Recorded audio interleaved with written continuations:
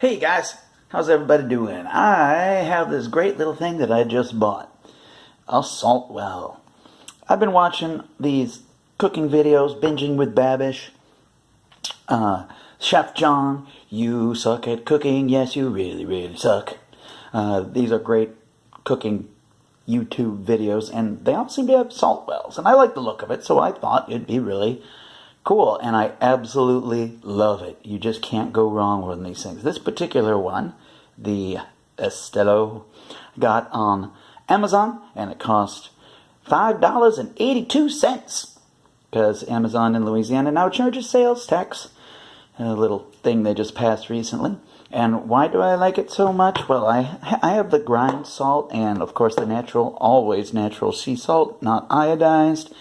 And here's two big reasons I love it so much. Let's say calls for a pinch of salt. You reach in, boom. Ooh, pinch of salt. There you go. A couple of pinches. Just love it. Very easy.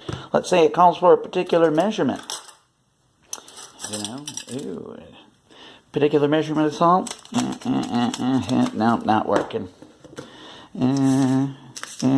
Sort of okay, but a pain. This one, boom, open it up, scoop, you got it, boom, wham bam, salt you ma'am, salt you later. So I highly recommend, if you do a lot of cooking, get yourself a little salt well and fill it with your favorite non-iodized, kosher or not kosher, depending on your beliefs, sea salt.